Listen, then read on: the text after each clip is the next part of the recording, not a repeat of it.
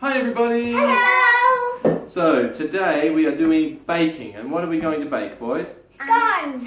Scones. Special Australian sauce. Special Australian scones, that's right. What type of scones are they? What's in them? Pumpkin. Pumpkin scones, that's absolutely right. Special Aussie scones, and they're extra special because they're a recipe by a lady called Flo Bajelke-Peterson.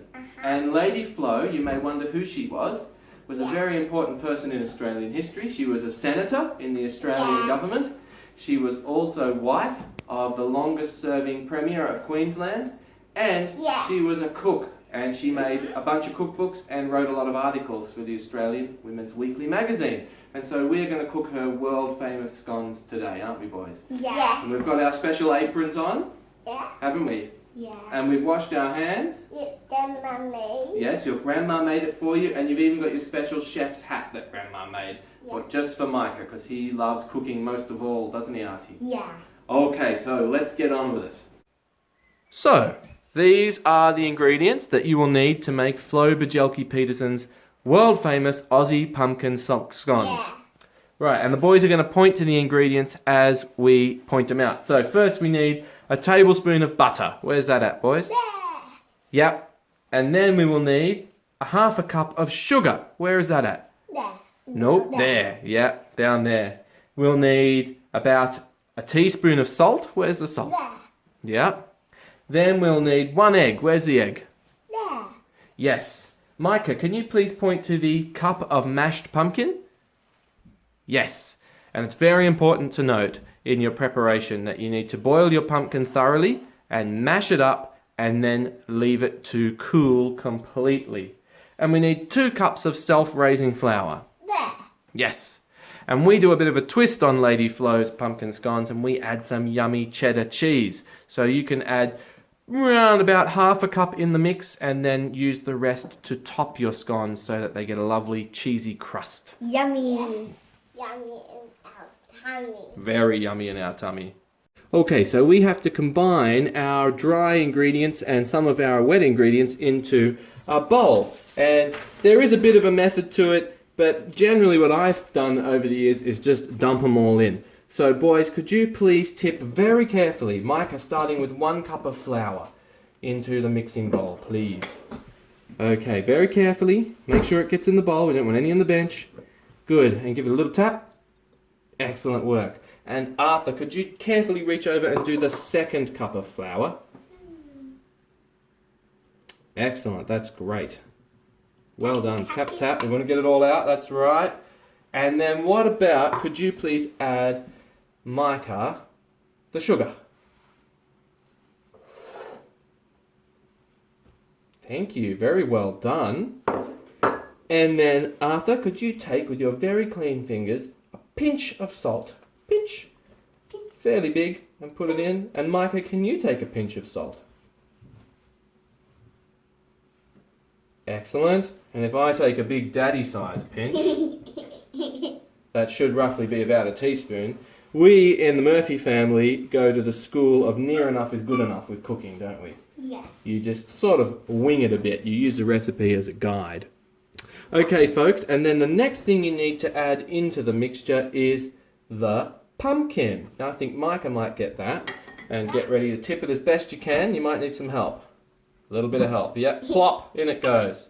That's 1 cup. If you have spare pumpkin, you can just throw it in a bit more and easily add more flour and a bit more salt or sugar later on. It's a very forgiving recipe, this. Isn't it, guys? You don't have to be too... you don't have to be too precise. Exactly, it tastes really good. There's an endorsement, isn't it? Okay, now, if someone can pass me the butter bowl that I have over there. Yeah, Arthur will do. Right, and what we will do is we don't want all that butter. We want roughly a tablespoon, but I'll tell you what, you can have a bit extra. A bit extra butter never hurts. And that will go in there. And then what's the last ingredient that we need to add? I want to do it. An egg. Well, I think I shall crack it. Okay. And we shall enjoy watching it. Only for fear of shell. And 1 egg goes in. Yummy, yum. It's if that was in the pan, it would get cooked up. And that egg is provided by our lovely, lovely friend Pam from her chickens. So thank you, Pammy. Let's say thanks for the egg, Pammy. Thank you. Excellent work. And the next step, ladies and gents, is once we have put into our mixture all of our ingredients, we simply put it on an electric mixer, but only until it is just combined, because scones will become really tough if you overwork them.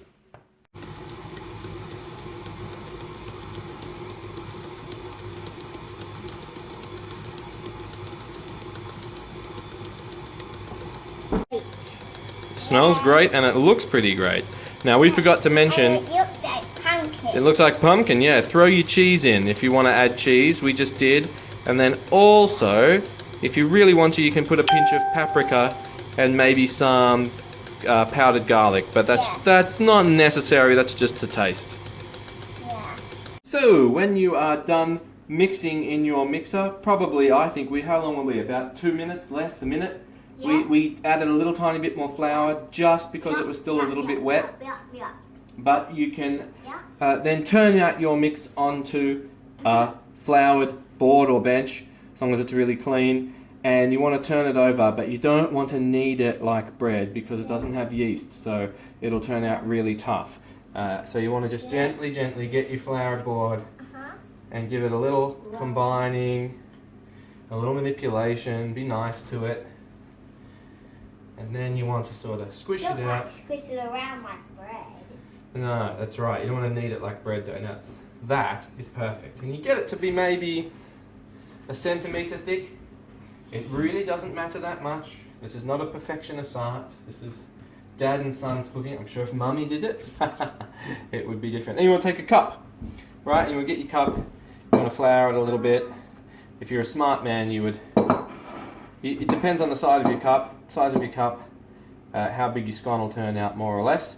But if you want to take that and squish it down into your mixture, carefully take out one of your freshly cut scones, Yummy scones. and you're going to transfer it over to a piece of grease-proof paper on a baking tray. So that's going to be our next step. We're going to keep doing this until we've used up all of our mixture. These are going to be great scones. Yeah. Okay, Artie, can you please cut the next scone out? Yeah. Okay, show us how you do it. What do? You get your cup, yeah? Nice, we're right down to the end of our mix, aren't we, boys? It's fluffy. What? It is very Like fluffy. a fluffy bunny. Like a bunny. What very good helpers you are. Now, Micah, can you do that? Squeeze, squeeze, squish it. Good lad. Now, can you get out your scone? Is yours fluffy? Like a fluffy bunny. Thank you. And we put it onto our baking tray, don't we? Bunnies are pretty fluffy. Bunny. Go buy fluffy bunny scone. So our next step, well, we've cut our scones out, and how many did we get out of our mixture, boys? Who can count? 2, 3, 4, 5, 6, 7, 8, 9, 10, 11, 12. 12. 10, 11, 12. Yes, you both got there. And so if you want to, again, it's optional. We love it though, don't we? You can add some yummy cheddar cheese on top as well as in your mixture. So boys, you're going to grab a pinch for me, aren't you? And just very gently sprinkle it on the top. That is perfect. And we want to try and spread it out so it's not quite so just even. See, that's it. Okay. Really good. See, we don't want to squish it all together, Mikey. We want to take it lightly, like this, and then gently put it so it's there. Now that's got enough. That's got enough. Next one. It's not a fine art. That's it. That's it. And that will give it a nice... Don't pat it down. Don't pat it down. Just sprinkle it gently. Doesn't matter if some goes on the paper. Go on, Micah. You do one that hasn't got any. Good boy. Okay. Try not to squeeze it together. Just pick it up gently and drop it. That's the way, mate. Well done. Keep going. Yep. Try and aim to get it on the scone. They taste good with cheese. Oh, I think some are missing some though, boys. I'm two maybe. Yes. Yeah. Now just take turns. Don't reach over each other. Very good, boys. Now, any spares? If there's a few that look a bit bald, add a bit on. Add a bit on to the ones that need a bit more. What do you think? Yeah. Yeah, and I think probably this one. Yep. Boys, use it all up. Don't waste it. Excellent work.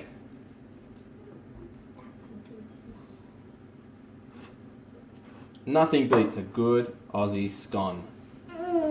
Yum, yum. Right, we are done. You're tummy. So, boys, we need to cook these, don't we? Yeah. And we need to cook them. So do we put them in the oven? Yep. We need to cook them in the oven for about 10 to 12 minutes at 200 or 220 degrees. So it's very hot. That could burn my hand. It could easily burn your hands, so you'll need a grown-up to put it in and out. Micah, do grown-ups or kids put things in and out the oven? No. Who does it? You. Grown-ups. So if any kids are doing the video with their mummies and daddies, mummy and daddy should put it in the oven, shouldn't they? Yeah. But it's the kids are doing. Well, the kids probably wouldn't do it alone.